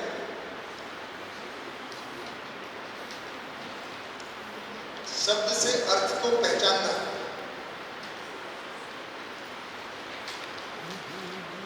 वस्तु मतलब वास्तविकता है, विश्वास है, सम्मान है, स्नेह है, न्याय है, धर्म है, सत्य है, ये वस्तु है। वस्तु है जो ज्ञान गोचर, जैसे पानी है, कुर्सी है, ये भी वास्तविकता है। इसका अर्थ है ना, उसके लिए भाषा है, भाषा से पहले अर्थ।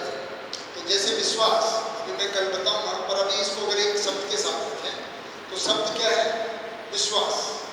इसका मतलब क्या है? तो परिभाषा से अर्थ इंगित होता है, वाग्मय से, लिटरेचर पढ़ने से। तो मैं विश्वास को ऐसे देखता हूँ, प्रत्येक स्थिति परिस्थिति में समाधान पूर्वक जीने की आश्वस्ति का भाव। लंबा तो नहीं होगा। प्रत्येक स्थिति परिस्थिति में समाधान पूर्वक जीने की आश्वस्ति का भाव। आश्वस्ति मतलब होने की निश्चितता, ऐसा होगा, ऐसी आश्वस्ति। किस बात की आश्वस्ति है? मुझमें कैसा भाव है? अब ये भाव बना हुआ है। अगर एक सोच के वो डरता रहता है, भाव ये भी नहीं बना हुआ, चित्र में ये भी बना हुआ, इसकी बुराई होगी, अभी से बना हुआ, पापा घर से निकालना था। तो ये सब हमारा एसोसिएशन रहता है।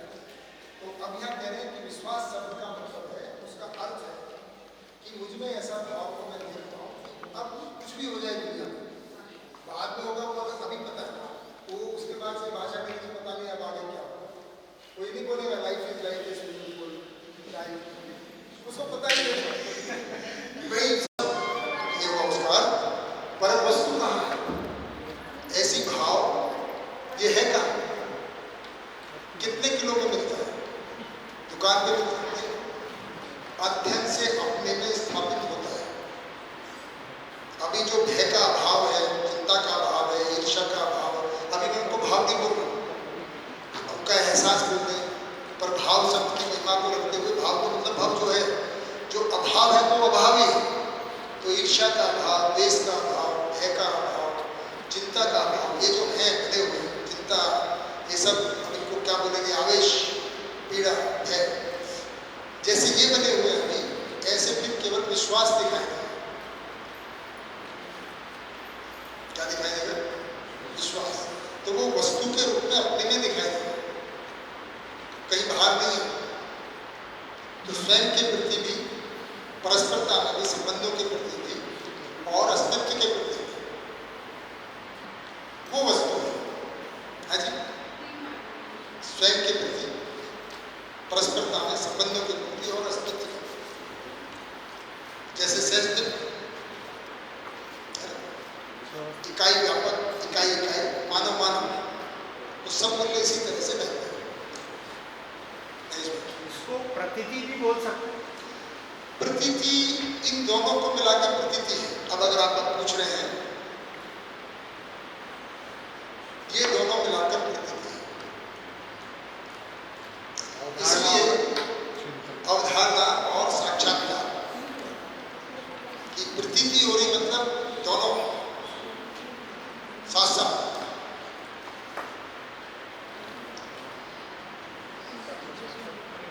थोड़ा भारी हो गया, भारी हुआ। आत्मा का ज्ञान नहीं है और आत्मा में अनुभव भी नहीं है। बोध में अनुभव भी है और अनुभव किसका? आत्मा में है, व्यापकता का। तो बोध है मतलब व्यापकता का भी बोध है और आत्मा में व्यापक का अनुभव है, ये भी बोध है। भैया कोई बात नहीं, आगे अध्ययन करेंगे तो क्लियर हो जाएगा, पर मुझे लिखना तो सारा है। जी साहब, संकल्प यानी अपन कोई निश्चय करते हैं, निश्चित, तो उसकी स्वीकृति अवधारणा। हाँ बिल्कुल, है ना, डिटर्मिनेशन, इसको क्या बोला आपने? निश्चय।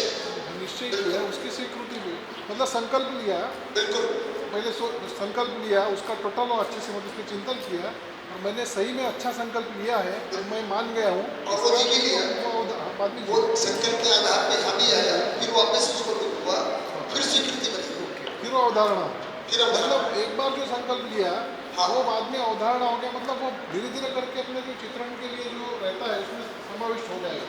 बिल्कुल, मतलब मान्यताओं जो थी अपनी, हाँ। उसके जगह मतलब वो अवधारणा समझ का एक भाग होगा, वो उसमें समझ का भाग होगा।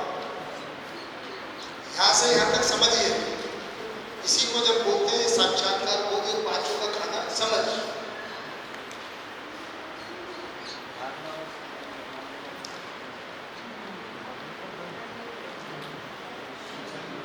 अब एक चीज और मैं बता देता हूँ, थोड़ा सा दो शब्द और नोट कर देता हूँ, फिर इसको चर्चा के लिए। जब हम यहाँ जा रहे हैं, है ना,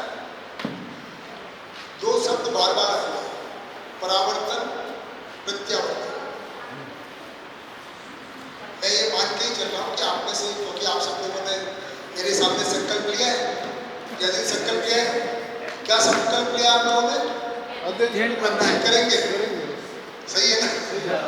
तो मैं आपके संकल्प को पूरा होने में सहयोगी रहूंगा, है ना? तो दो शब्द आएंगे, क्योंकि जब आप पुस्तकों का अध्ययन करेंगे तो परावर्तन, प्रत्यावर्तन, तो ये है क्या चीज, है ना? इसको भी एक बार देख लेते हैं। पहले तो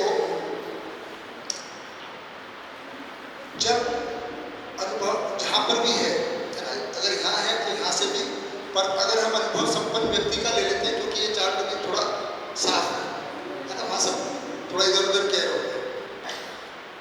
तो अनुभव को प्रमाणित करने के लिए, प्रमाणित कहाँ होगा? यहाँ पर व्यवस्था में भागीदारी। तो अनुभव से या आत्मा से, आत्मा में अनुभव, ये बोध यानी बुद्धि, चित्त, वृत्ति, मन, ये तो ही मन, वृत्ति, चित्त, बुद्धि, आत्मा, है ना? ये सब लिखा हुआ है, तो ये तो बदलेगा नहीं, ये तो सबका एक ही। अनुभव मूलक विधि से, है ना, क्या हो रहा है कि अनुभव से प्रमाणिकता, बोध, तो प्रमाणित करने के अर्थ में जब हम कार्य व्यवहार कर रहे हैं, उसको हम कह रहे हैं परावर्तन। परावर्तन, प्रमाणित करने के अर्थ में अनुभव से और चेन की ओर, कार्य व्यवहार की ओर जो प्रक्रिया है, क्या क्या हो रहा है? अनुभव से प्रमाणिकता अंदर में बनी हुई है, बोध, उसका संकल्प, उसके आधार पर चिंतन, ये सब बने हुए हैं। इसके आधार पर चित्रण यानी इच्छाएं, देशनाएं। अब यहाँ पे क्या हो रही है? देशना। तो लोकेशना, वित्तेशना, पुत्रेशना के अर्थ में जब हम न्याय धर्म सत्य का तुलन कर रहे हैं, तो यहाँ पे ऐसा के अर्थ में हमने कोई जीने का डिजाइन बनाया है, उसका पूरा करने के लिए कोई व्यवहार हमको करना है, कोई कार्य करना है, उसका मूल्य मूलक, लक्ष्य मूलक, आस्वादन बना हुआ है उसके लिए चयन करके कार्य व्यवहार किया, ये पूरा परावर्तन की क्रिया है। परावर्तन मतलब अंदर से बाहर की ओर। तो एक कह सकते हैं कि जीने के कार्यक्रम की ओर, है ना, जीने में लाना। तो परावर्तन पूर्वक हम जीते हैं। जीना मतलब कार्यवाह करते हैं। अब हमने कार्यवाह किया, अब उसका रिजल्ट क्या है? सुखी हुए, तो ये तो सुखी होगा।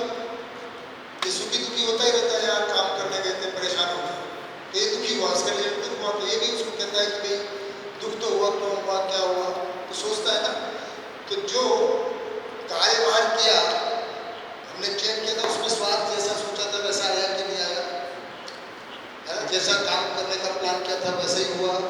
न्याय धर्म सत्य का पालन हो पाया, जैसे इच्छा पूरी थी वो हो पाई कि नहीं हो पाई, चिंतन के अनुरूप थी, संकल्प के अनुरूप थी, व्यवस्था के अनुरूप थी, प्रमाणिकता के अनुरूप थी, जैसा होता वैसा हुआ। ये हुआ प्रत्यावर्तन। तो जीने को जैसा हम जीते हैं, है ना, उसका हम मूल्यांकन करते हैं, तो वो प्रत्यावर्तन। तो परावर्तन का मूल्यांकन प्रत्यावर्तन, और प्रत्यावर्तन को जीने में लाना परावर्तन। साइकिल तो जीना परावर्तन पूर्वक होता है, मूल्यांकन प्रत्यावर्तन। अंदर से बाहर, बाहर से अंदर। ये बहुत बढ़िया है। तो आत्मा से अंदर से बाहर मतलब परावर्तन, और उसका मूल्यांकन अंदर। हाँ। तो मेरे पास कुछ सूचना है, मैंने उस पर विचार किया कि मुझे ये बताना है सही है कि नहीं। दर्शन की रोशनी में तुरंत विश्लेषण किया, चयन किया शब्दों का और बोल दिया परावर्तन। आपने बोला, मैंने सुना, और मैंने जो बोला उसको भी सुना। इन दोनों को सुन के मैंने सोचा मैंने सही बोला कि गलत बोला। वो स्वाद आया कि नहीं आया, न्याय धर्म सत्य के अनुसार जाके हाँ जैसा था, तो ये हुआ प्रत्यावर्तन। ठीक है, तो ये होता ही रहता है। तो जागृत मानव में भी ऐसा नहीं कि एरो एक ही तरफ रहेगा, मैं इसको पूरा कर देता हूँ। तो जो कार्यभार होता है उसका मूल्यांकन के अर्थ में चयन, आस्वादन, विश्लेषण, तुलन, चिंतन,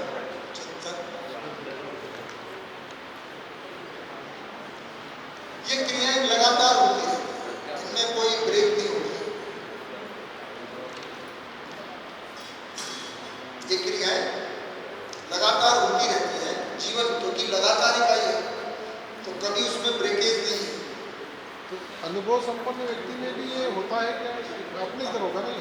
क्या चीज माइक ले रहे हैं थोड़ा, अब थोड़ा सुनने में।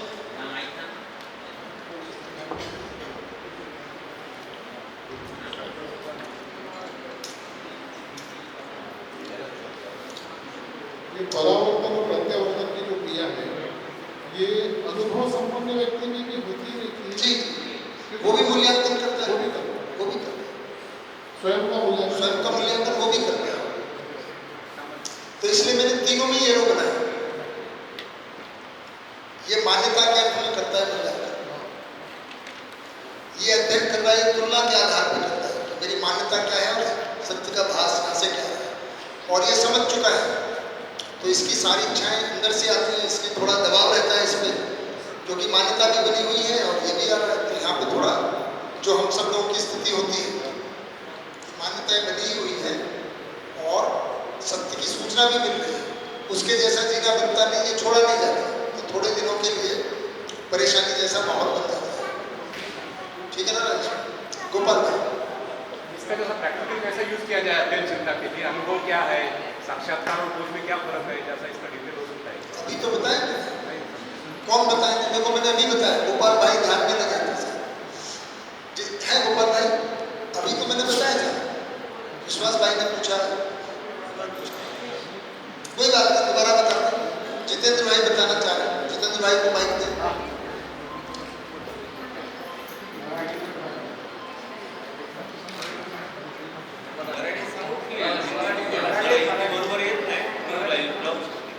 आप मराठी में बताइए, उज्जवल भाई या कोई बताएंगे अपने बात। ही जागृत जीवनाची जी आहे, ती जीवनाची क्रिया, त्या क्रियेमध्ये 10 क्रिया दिसतात आपल्याला. ज्या क्रिया आहेत त्या क्रिया अशा 10 क्रिया घडतात, त्या जागृत निवडाच्या क्रिया म्हणल्या. आता माझ्या स्वतःमधली जी स्थिती असेल, जे समजलो असेल मी, ते माझ्या जगण्याची परावर्तनमध्ये आणि प्रत्यावर्तन, माझी जी स्थिती आहे त्यालाच प्रत्यावर्तन म्हणतात. आणि जे जशी माझी स्थिती असेल, त्याची समज झालेली असेल स्थितीची मध्ये, तर तेच जगण्यामध्ये त्याला परावर्तन म्हणतात. स्थिती आणि गतीलाच प्रत्यावर्तन परावर्तन म्हणतात. जागृत जीवनामध्ये प्रत्यावर्तन स्थितीलाच म्हणतात आणि परावर्तन गतीला म्हणतात. गती जगण्यामध्ये, आचरणामध्ये. अलग अलग क्या बताया जितेंद्र भाई ने थोड़ा? नहीं कोई बात नहीं, जिनको समझ आ गया नहीं समझ आया हिंदी में अगर बता सकते इसको बोला, ये 10 क्रिया है जीवन में, अविभाजित क्रिया है, और जो मेरी स्थिति है उसको प्रत्यावर्तन होती, मैं क्या समझ चुका हूँ, मेरी क्या स्थिति है उसको प्रत्यावर्तन होती, और जीने में जाता हूँ, क्रिया करता हूँ, तो उसको परावर्तन होती. ऐसा नहीं होता है.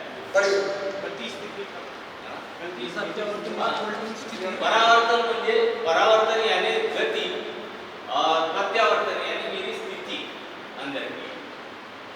वो थोड़ा अलग बात है. ये परमाणु में होती है स्थिति गति, ये आदमी के लिए प्रत्यावर्तन परावर्तन बोलते नहीं, वो दोनों ही क्रिया है, उसको स्थिति के साथ जोड़ना ठीक नहीं जितेंद्र भाई, लेकिन बढ़िया बताया जितेंद्र भाई के लिए. पर जो गोपाल भाई ने पूछा, आप में से साक्षात्कार, बोध और अनुभव, वैसे गोष्ठी होगी उसमें और क्लैरिटी होगी कल, पर अभी कौन बता सकता है किनको थोड़ा भास हुआ कि भाई साक्षात्कार क्रिया इसको कह रहे हैं, मैंने अध्ययनशील के समय बताया उसको, है ना? तो कौन बता सकता है? बाकी 4.5 क्रिया तो आपको पता ही है, प्रिय इतलाव वाला, है ना?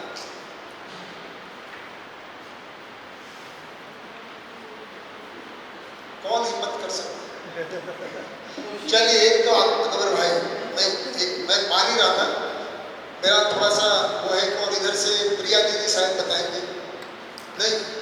अच्छा, शिल्पा दीदी नहीं, अलका दीदी, संध्या दीदी, सुरेखा दीदी, परिणीता दीदी बिल्कुल बता नहीं. अरे स्मिता दीदी, वाणी दीदी, गोपाल भाई, राजेश भाई, विजय भाई, चलिए श्याम भाई, हाँ नहीं, और रोहित भाई नहीं, संदीप भाई,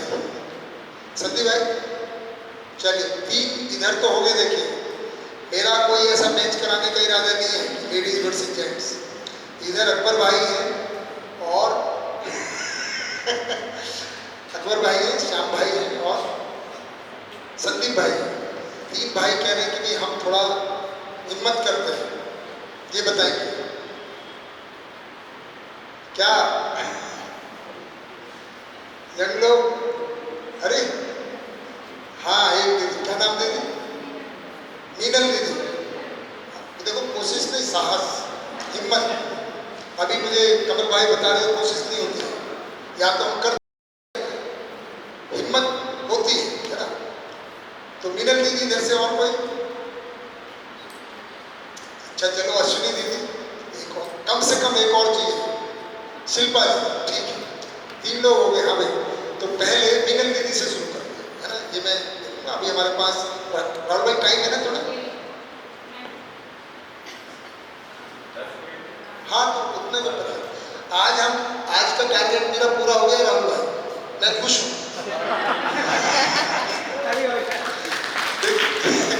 राहुल भाई की चिंता रहती है कि मैं कंटेंट पूरा दूंगा, कि मैं पूरा दूंगा. मैं कसर नहीं छोड़ूंगा, चाहे कितने भी क्वेश्चन आंसर प्रस्तुति हो, जितना मैं सोच के आया हूँ कितना तो पिला के जाऊंगा. देखो, कम मिलते हैं ना सुनने वाले, आप बड़े अच्छे से सुनते हैं. मेरा भी कुछ एडवांटेज है ना भाई, तो आप बिल्कुल निश्चित रहें ना. हाँ जी, मिनल दीदी बताइए, माइक है? तब तक दूसरा माइक अश्विनी. अच्छा, अश्विनी दीदी पास में सकता है. साक्षात्कार, बोध और अनुभव, या अवधारणा, अनुभव, इसमें क्या गोपाल भाई ध्यान से सुनो। जब चित्रण क्लियर हो जाता है हमें और निश्चयात्मक बुद्धि के साथ उस चित्रण की हमें स्वीकृति हो जाती है तो ही हमें उसे साक्षात्कार मानना चाहिए। निश्चयात्मक बुद्धि के साथ किसी भी चीज़ का चित्रण हो जाए तो, और साक्षात्कार के बाद उस निश्चयात्मक बुद्धि के उस विचार के ऊपर जब हमारा चिंतन चलता है तो वो संकल्प, फिर हम उसका संकल्प बना लेते हैं क्योंकि हमें निश्चितता आ जाती है उसमें कि ये सही है, उसकी स्वीकृति होती है किसी चीज़ की, और चिंतन करने के बाद हमारी उसके प्रति अवधारणा के बाद या फिर बोध हमें हो जाता है। ऐसा कुछ नहीं।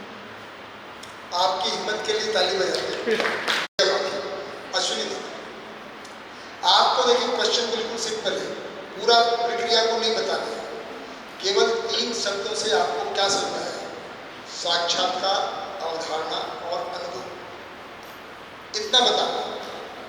इन तीनों में भ्रमित माना तो चित्रण क्या है? मान्यता से चित्रण बनता है। थोड़ा माइक को आप पास करो। मान्यता से चित्रण बनता है तो उस मान्यता से चित्रण बनने के बाद में जो हमें भास होता है वो साक्षात्कार होता है। मतलब उस चित्रण के बाद जो होता है वो साक्षात्कार। भ्रमित में तो होता ही नहीं है दीदी, नहीं सॉरी, ये तो कटा हुआ है, कटा दूं क्या? एक मिनट रुक जाओ। ये चित्र साक्षात्कार, अवधारणा और अनुभव क्या है? तो भ्रमित में तो है ही नहीं। ठीक है, भ्रमित में नहीं है, पर जैसे चयन, आस्वाद और इस प्रक्रिया में अगर जाएंगे नहीं, आपकी भी हिम्मत के लिए अब देखिए, अंजू दीदी, सकीना दीदी भी मैदान में, बस विनल दीदी बहुत हो गया, कल बताना कैसे होगा, इनका मतलब क्या है, इस प्रक्रिया को अच्छे से बताना है। तो ये ओपन बुक क्वेश्चन है, कोई दिक्कत नहीं, चार्ट भी ही बना रहेगा, कोई दिक्कत की बात नहीं, केवल आपको समझ में क्या है। तो अश्विनी दीदी बहुत बढ़िया, आपने कोशिश की। सकीना चलिए, हाँ हिम्मत ही करेंगे, तो देखिए मैं भी हिम्मत ही कर रहा हूँ, मैं खड़े होने समझ में मुझे भी उतना ही आता है जितना मैं बता रहा हूँ। इकाइयों की उपयोगिता अगर हमको समझ में आती है तो साक्षात्कार है। इकाइयों का संबंध की स्पष्टता समझ में आती है तो बोध कहते हैं उसे, और इकाइयों का अंतर समझ में आना, उसका प्रैक्टिस, मतलब उसका और उसको अनुभव में आना और बार बार उसका विश्लेषण, मतलब उसको कंफर्म कर देना, उसको वर्ड में आना चाहिए, उसको अनुभव करना। दो चीज ठीक होगी, एक कमी बचा है, कोई बात नहीं, खूब बढ़िया। अब एक इधर हो जाए, अभी शिल्पा दीदी है और वीणा दीदी है ना, और कोई आपने हाथ उठाया नहीं, शिल्पा दीदी, तब तक अंजू दीदी, सरला दीदी होता है, अंजू दीदी, फिर अकबर भाई, फिर उधर से ऐसे चलते। अध्ययनशील जीवन में जब चित्रण जो है हमारा पहले का वो मान्यताओं पे आधारित है। अब जो नया आता है, जैसे जैसे हम अध्ययन में बढ़ते हैं तो वो सत्याभास के साथ आता है, न्याय धर्म और सत्य की दृष्टि। जब हमको ये समझ में आता है तो हमें हर इकाई की उपयोगिता समझ में आती है, तो ये होता है हमारा साक्षात्कार। उस बेसिस पे हम कुछ संकल्प लेते हैं। अब वो संकल्प जब लेते हैं और हम उसको संकल्प के हिसाब से जब हम चित्रण बनाते हैं तो वो होता है चिंतन। सही चल रहा है। उसके बाद जो अवधारणा है वो है कि हमें जब समग्रता समझ में आ जाती है, हर इकाइयों का अंतर संबंध क्या है, इनमें से कैसा कनेक्शन है, जब हमें वो समझ में आता है तो अवधारणा हो जाती है। और अनुभूति मुझे ऐसा लगता है कि जैसे आपने बताया उस पर कि मैं ही व्यापक हूँ, मैं व्यापक में भीगी डूबी और भीगी हुई, मैं ही जीवन हूँ, मैं व्यापक में डूबा हूँ, वो अनुभव ऐसा। बहुत बढ़िया। अकबर भाई कुछ और ऐड करेंगे? वही जो सकीना को और इनके कहा कि तो कहेंगे जो मुझे ऐसा फीलिंग आ रही है, जो न्याय धर्म सत्य का क्रम है, उसी क्रम में जैसे न्याय में मुझे साक्षात्कार में मुझे संबंध समझ में आ रहा है, एक एक इकाई और उनका एक एक संबंध। फिर मैं जैसे उसको अवधारणा में लेके जा रहा हूँ तो मुझे सबका संबंध समझ में आ रहा है, धर्म समझ में आ रहा है, पूरा समझ में आ रहा है, तो वो मेरी न्याय धर्म हो गया। और जब वो सत्य के लेवल पे मुझे ये समझ में आ गया कि मेरे आर पार पूरा व्यापक है, मैं डूबा भी हूँ। बहुत बढ़िया। इसमें हमारी जो अवधारणा है उसकी जो निश्चितता है वही बोध है। हाँ, एक्चुअली चलो उसमें थोड़ा सा चेंज कर लेते, तो कितनी जल्दी चेंज कर, पता चला सबके चेहरे से मेरा अच्छा नहीं है। शाम है जब हम अध्ययन करते हैं तो अध्ययन में लिटरेचर एक शब्द है, उसके अर्थ को हम समझते हैं, उससे फिर अपने अंदर ही हम उसको ग्रहण करते हैं उस चीज़ को, तो उसको पकड़ के हम उस चीज़ों को जितनी भी हम सीखेंगे उन सबके वो समझते हुए बाद में इसमें हम संकल्प लेते हैं पर्टिकुलरली इस चीज़ को सबको समझ के, बेसिकली इकाई का अंदर संबंध समझ के हम एक डूबे घेरे हैं व्यापक के अंदर समझ के सभी लोग सभी इकाइयाँ इसके अंदर घिरी हुई है और हमको जो भी क्रियाशीलता मिल रही है, जो ऊर्जा मिल रही है, इसी व्यापक से मिल रही है। ये सब जब हमें समझ में आता है तब हम एक एक करके एक एक चीज़ों का संकल्प लेते हैं। वो संकल्प जब हम पूर्ण करते हैं और उसका नीचे देखे जैसे जैसे जब कार्यवाहन करते हैं फिर हमको सामने ध्यान देता है कि हमारी भी मुक्ति हो रही है, सामने को भी मुक्ति हो रही है, न्याय पूर्वक व्यवहार हो रहा है, तब फिर उसकी निश्चितता तो हमने निश्चय किया वो सही था, इसको अवधारणा हो जाती है। और वो अवधारणा यानी फिर हमारी जो समझ है, मतलब ये मान्यता जो लिखी है उसमें एक एडिशन हो जाता है उस समझ का। फिर नेक्स्ट टाइम हम जब उसको फिर से करते हैं तो वो चित्रण में आ जाती है। ऐसा ठीक। श्याम भाई काफी हुआ, थोड़ा सा फिर ध्यान दें हो जाएगा। अनुभव वाला साक्षात्कार वाला थोड़ा सा रह गया, बाकी हुआ, कोई बात नहीं। ठीक।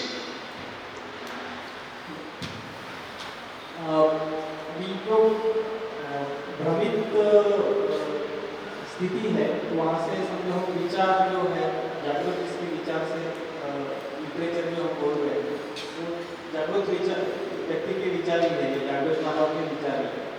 तो उसमें हम कुछ हमको अच्छा लगता है तो हम उसके ओर आकर्षित होते हैं, भाव हमारा रहता है जो कल हम देख रहे हैं। तो उसके बाद में थोड़ा सा हम उसको थोड़ा सा देखते हैं, चखते हैं, आस्वादन करते हैं, फिर थोड़ा विश्लेषण करते हैं, फिर लगता है कि सही नहीं ये जा रहा है इधर, तो तुलना करके वहीं पे जा रहे हैं। और फिर जो हमने बोला था आभास हुआ, आभास यानी कि वो साक्षात्कार में ये हमारे इसमें चित्रण दिख रहा है, स्पष्ट हो रहा है। और जैसे ही हम वो टारगेट तक पहुँचते हैं तो होता है अवधारणा। तो अवधारणा के बाद में फिर जैसे विश्वास है, तो विश्वास को हम हमारे अंदर वस्तु के स्तर पर जब देखना ये करेंगे तो वो अनुभव की ये आती है हमको, और ये एक इसमें हो गया। ऐसे हम सब जो पूरे अस्तित्व में या सब अस्तित्व के और व्यापक के अर्थ में पूरा करके करेंगे तो वो जागृत मानव के इसमें अनुभव। बहुत बढ़िया, आपने कुछ और शब्दों को भी करके बताया, पर ठीक है। यशवंत भाई आप भी बताना चाहिए।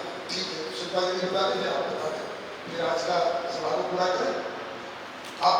से चित्रण होता है जिसमें बोध, साक्षात्कार और अनुभव की कमी होती है, इसीलिए संबंध और सुविधा और संबोधन से चित्रण होता है। अब जब हम बात करते हैं संवेदना, अध्ययन जब हम करते हैं तो अब हमारा जो चित्रण बनता है वो न्याय पूर्ण सत्य के बेसिस पर बनता है, और उससे हमको ये क्लैरिटी बनती है कि हर इकाई का अपना एक मूल्य है, बट अकेले में नहीं है, वो व्यवस्था में है, और हर इकाई व्यापक में समाहित है।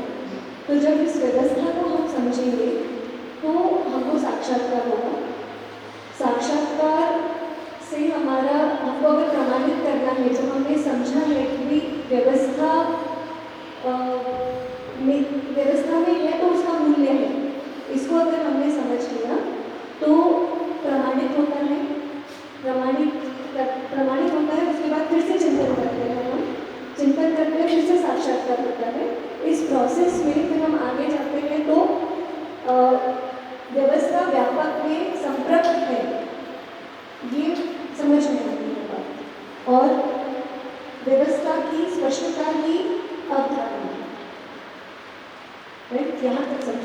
ऊपर है। ठीक है, काफी कुछ पहुंच गया है। अब एक बार गजानन भाई, फिर हिमांशु भाई, गजानन भाई फिर यशवंत भाई।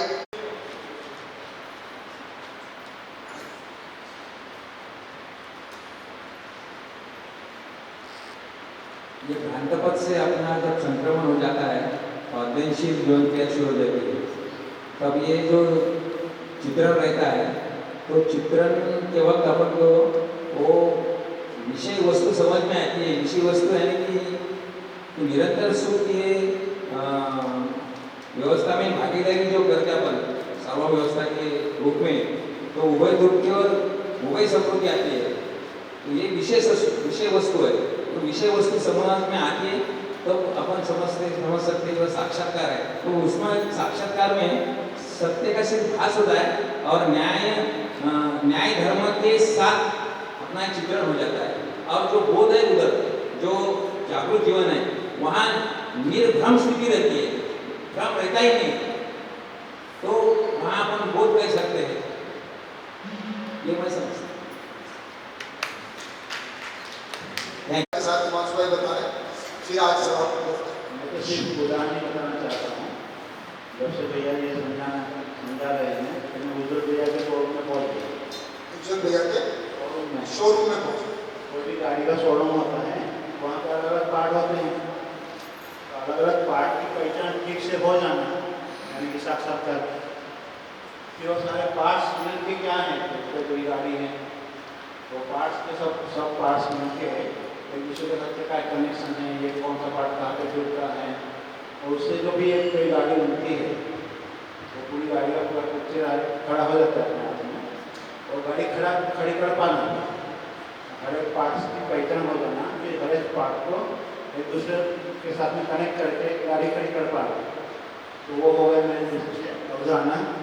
और फिर उस गाड़ी को रोड में ले जाके जला के दिखाना और किसी के साथ में एक्सीडेंट ना होने देना, वो हो गया अनुभव। चलिए ये भी बढ़िया। राहुल भाई आप हो जाए, फिर कल और थोड़ा 10 मिनट इसको रिवाइज करें। तो क्या है कि इस चीज़ को समझने के लिए लोगों ने अपनी जिंदगी लगाई। हम परंपरा में देखते हैं कोई हिमालय में गया, कोई कहा गया, कोई कहा गया, है ना, और अनुभव कैसे हो इसके लिए पूरी जिंदगी लगाई। ऋषि मुनि और सब लोग आप देखते हैं। अभी हमको अपने घर में रहते हुए बाय एजुकेशन जैसे हम लोग क्लास में पढ़ते हैं, समझते हैं, उस तरीके से क्रियाओं को देखने का अवसर मिला। थोड़ा सा मुश्किल इसलिए लग रहा है, ऐसे मैं अपने भी अभ्यास से बोल सकता हूँ कि हमको बाहर देखने की भी आदत है। अभी का जो हमारा अभ्यास है वो बाहर देखने का अभ्यास है। आप दिन भर में चेक करोगे तो अपने को देखने का अभ्यास बहुत कम है और बाहर देखने का अभ्यास बहुत ज़्यादा है। ये सारी की सारी प्रक्रिया है अपने में देखी, इसलिए वो अभ्यास ना हो पाए। कोई भी चीज़ करेंगे जिसका अभ्यास नहीं तो थोड़ा सा आपको शुरुआत में लगता ही है। लेकिन जिस तरीके से अभी जो प्रस्तुतियाँ हुई और हम लोग 2010 से महाशिविर में गए और अभी खुद को भी देखते हैं उस वक्त हम क्या बोल पा रहे थे, कैसे शब्द आ रहे थे, तो मुझे तो लगता है कि बहुत ही जीनियस बैच है और अपन काफ़ी शब्दों को सटीकता से पकड़ पा रहे हैं। शब्द पकड़ में आएंगे तो भी अब तक पढ़ेंगे, शब्द ही नहीं पकड़ में आएंगे तो अब तक कैसे पढ़ेंगे। इसलिए बहुत संतोषजनक स्थिति है। हम लोग इसको गोष्ठी में आत्मा करेंगे कैसे हम लोग इसको समझ सकते हैं और एक हद तक तो पहुँच ही जाएंगे। आपके अर्थक्रम का पार्ट जो है वो अपने बढ़िया से चलते हैं। तो जैसे बारिश हो रही है तो अच्छी बात है, अच्छे संकेत है। 4-5 दिन के बाद सबको बारिश चाहिए थी, सबको भी चाहिए थी, तो अपन अपनी चाय लेंगे। इसके बाद अपने 5 ग्रुप का 4 ही ग्रुप है, कोई 2 ग्रुप जो है मर्ज हो गए, है ना। तो आज ऐसा नहीं करेंगे। अगर लोग कम रहते तो चर्चा अच्छी होती। आज अमित भाई के आगे तो अमित भाई है, हिमांशु भाई के आगे हिमांशु भाई, मैं हूँ, सुभाष भैया है और माधवी जी भी है और ममता जी भी है, श्रीता जी, इनमें से भी कोई एक ग्रुप में रहेगा, स्मिता जी है, ऐसे 5 ग्रुप में किशोर भैया है। तो ऐसे लोग रहेंगे कोऑर्डिनेटर है और अपने में ही खोज करने का भी होता है। तो अपन आराम से लिखेंगे और जो भी क्वेश्चन रहते हैं उसको लिखते हुए अगर नहीं निकलता है कंफ्यूजन को कि अपन कल अच्छे से बात करें। हाँ, कल 9 बजे, हाँ 9 बजे नाश्ते के लिए मिलेंगे कल सुबह। लेकिन अभी हाँ चाय नाश्ता करके यही वापस कल शाम तक सत्र चलने वाला है। कल दोपहर में 2 बजे 3 बजे ऐसा नहीं, कल 5 बजे तक जैसे अभी सिर्फ गोष्ठी नहीं होगी, कल 4:30 बजे जो है तो सत्र समापन हो जाएगा। 4 बजे से हम लोग चाय के पहले या चाय के बाद जो है अपना आधा घंटे का मूल्यांकन करेंगे कि हमको कैसे लगा, क्या समझ में आया, क्या नहीं समझ में आया, आगे क्या होना है, और हम सब लोग मिलकर कल आगे की योजना भी बनाएंगे। भाई सब इसके आगे की जो भी अपनी यात्रा है वो सबके सहमति से हो, है ना। तो इस बार फिर से वो या काय चलो सबसे मिलो लाओ कहा लोगों को अच्छा लगेगा, फिर लोग आएंगे, ऐसा वाला स्थिति मुझे लगता है इसके आगे नहीं होगा। हमको ही जो अभी लगा है ना इन 5 दिनों में ये अपनी यात्रा को काफ़ी ऊंचाई तक लेके जाएगा, जिससे हमने कहा है कि बचपन से लेकर अभी तक तो हम सब लोग साथ में रहेंगे। और वो कैसे रहना है, कब आना है ना, श्री राम भैया से हम लोग बात करते रहेंगे। तो भैया के बाद अपने यहाँ पे जो प्रबोधक आने वाले श्री राम जी है, तो बाबा जी के साथ लगभग 12-14 साल जो है साथ में उनके परिवार में ही रहे, सॉफ्टवेयर इंजीनियर है, वैसे भी मतलब एकेडमिकली भी बहुत स्ट्रॉन्ग पर्सन है। और अध्ययन को लेकर और उनकी जो खासियत है वो अध्ययन प्रक्रिया को लेकर, यानी हम लोगों को अध्ययन प्रक्रिया तक पहुँचा ही दिया, लगभग अध्ययन प्रक्रिया तक पहुँचा दिया।